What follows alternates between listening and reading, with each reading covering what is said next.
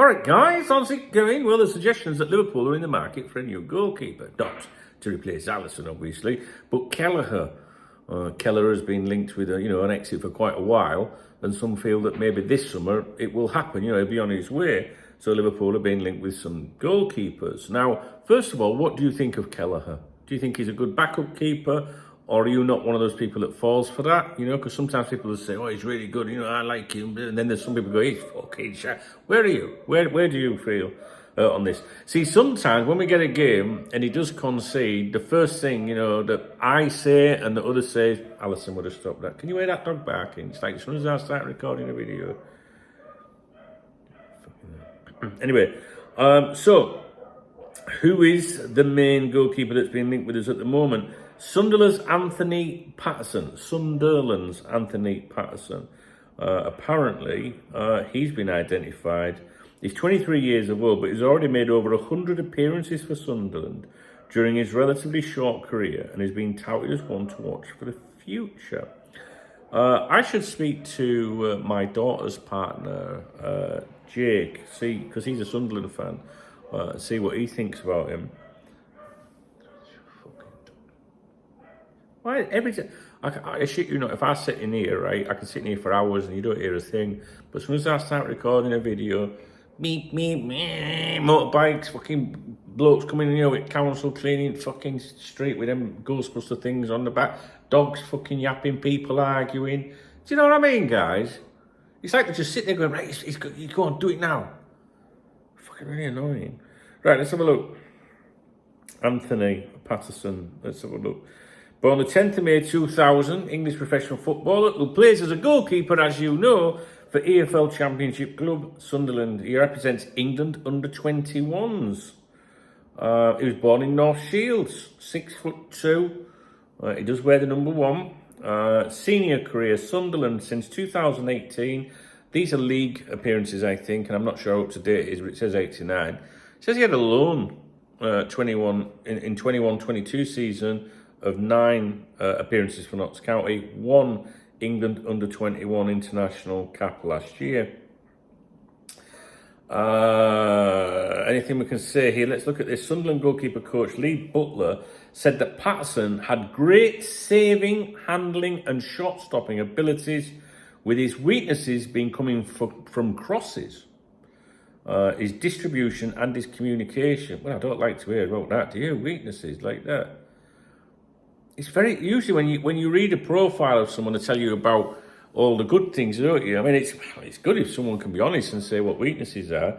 But if his weaknesses are coming for crosses, his distribution and his communication, I'm not quite sure I want him in goal. Bit harsh, I think. Bit harsh. Has he had some honours? Yeah, EFL League One playoffs 2022. And he was also the North East Football Writers Association Young Player of the Year in 2020. So there you go. Anthony Patterson's been linked with us, Sunderland goalkeeper, should Kelleher finally move on. I think that when you have backup players, they I don't know, it depends on your mindset, doesn't it? Do you know what I mean? Like some people are happy to sit on bench and pick up tens of thousands of pounds a week. If you're a goalkeeper, your chances are limited, right? Because there's only one place you can play. So you at some point in your career, you must think, I want to be playing football. All right, do you want to be sat on the bench at one of the greatest football clubs in the world at the top flight? Do you know what I mean? Or do you want to be the first choice goalkeeper in the championship or something like that? Do you know what I mean? You want to be playing, surely. Or do you go to one of them big clubs first, make all your money, get some money stashed, then go and do whatnot? I don't know. I think Liverpool do spend a lot of time looking at the play. Well, they used to. I'm not so sure if you would agree with me at the moment, but certainly used to. We had that where we were selling the kids were coming through, appearing for a bit, and then they were getting sold on. And it was pointed out to me, this secondary transfer market. And I'd never really thought about it before, to be honest with you. But when you add up them amounts of money, that we often forget, because we tend to just focus on the sales and purchase related to the first team regulars, if you know what I mean. But sometimes you have them squad, as Rafa would say, for sure, squad players that are maybe sold. 15 million, 10 million, 15, do you know what I mean? And all them millions, when you start adding them up, you know, where does that money go, John? Do you know what I'm saying? So, no, but there is seriously like a secondary transfer market where I think a lot of the clubs, the big clubs, they bring these kids in, develop them, and then sell them on. And I'm not saying that that's their intention, you know, like, oh, we're never going to develop this player, we're just going to sign him and sell him on to someone else. It makes good business sense if you think about it, sign, you know, young prospects that might break through, but if they don't, then we'll sell them on. And I think some of the big clubs have got, you know, we all, as football supporters, we only focus on that primary transfer market, the big guns, if you like. But then you've got to remember there's teams, you know, lower down that like sniff around the big clubs for their the players that are not making it. You know, I don't know what you're like, but whenever we get a young player signed for Liverpool, I can't give a fly. Honestly, guys, I'm like, yeah, will we ever see him? Do you know what I mean? So it's such a big deal, and we've seen this recently when some of the youngsters do get a break, and the fans are like, really like him, really like him. To be honest with you, when I was really like into my football, I am right into my football, but top flight football is not, you know, it turns me off a little bit. I'm not as into it as I was years ago, guys. And the reason for that is just because of the amount of greed in the game, these owners, not just exclusive to our club, just the TV money, it's just like, I go and watch my local team play. I love Liverpool, I'll always love Liverpool, don't get me wrong, do you know what I mean? But when I was really, really passionate about things, I used to see a kid come through. In fact, I remember one of the young Liverpool player. You're gonna have to tell me because you know what my memory's like. And he came on. I'm sure it was Huddersfield away. I was there. Can't remember who it was. I can see him. Nothing happened to him in his Liverpool career. Can't remember his name. Go on, there we go. There's a bit of trivia for today. For you, I don't know the answers, so you could tell me. I'd have to agree with you anyway. No, I'd know it straight away. But he was very highly rated at the time, you know. And you've got to go back to people like Richie Partridge, you know, that was really expected to do big things. And Richie used to do an academy column for me on KopTalk. Yeah, I reached out and he used to write a diary. It was brilliant, man. And the football fans, we'd never seen anything like that ever. Do you know what I mean? Because everyone's only bothered about the superstars. So I reached out. Steve Highway, had a conversation with him, and he was like, "Well, what's the idea, Duncan?" I said, "Well, just like a diary of like what it's like to be an academy player." And it was published on the KopTalk website. You know what I mean? Each week, I can't remember how often it was. And then as soon as I did that, you know, there was a certain journalist at the Liverpool Echo then started trying to get him to do something for them, and before you knew it, the LFC website did it. Do you know what I mean? No one gave a fuck about the kids back then. Do you know? Well, Mane did, obviously. But do you know what I mean? So the academy stuff, like I say, I thought it was a new angle. I thought our fans would really like that.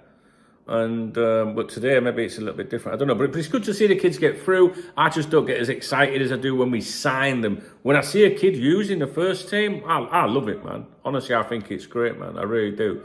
And like I say, we've seen that quite a bit recently. But I remember, like I said, this youngster at Liverpool. I mean, we had Neil Mellor, didn't we? People banging on about him at the time. Richie Partridge, obviously, he got crocked with that fucking dog, with his injuries. We had.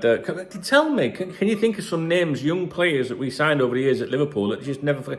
Obviously, we've got Anthony Letalic and Pongoli and all that shit. I think that was when I realised from that point forward I didn't give a shit anymore. Do you know what I mean? I've got a feeling.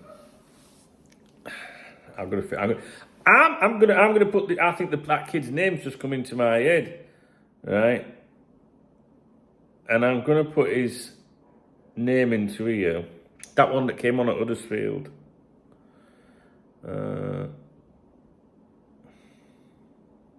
That can't be right. It says one appearance, Liverpool. I need to know if it was him though. Oh, I ain't got time for this. I'll keep you here all day. Right. Southport.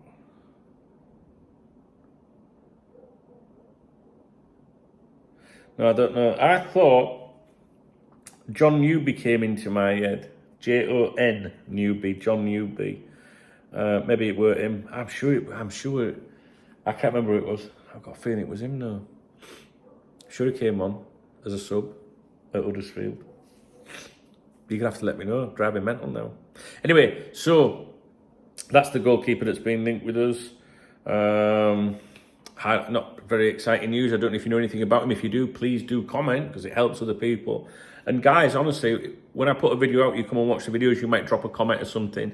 I would always recommend you come back a day or, maybe a day later or certainly in the evening and look at the comments again because you get some really good comments from people, and I learn a lot from their comments. So I think it would be helpful for you too. Okay, so I'm going to get off. Please thumbs up the video. If you appreciate the video, it doesn't mean you agree with me. Please leave a comment, and if you want to get me a coffee, there's a Love Art Super thanks thing or something like that. Please read the video description to see who supports my videos, and also if you want to become a VIP member or a channel member, anything. I don't know, I'm not really bothered today, I'm not in the mood. All right guys, thanks a lot, man.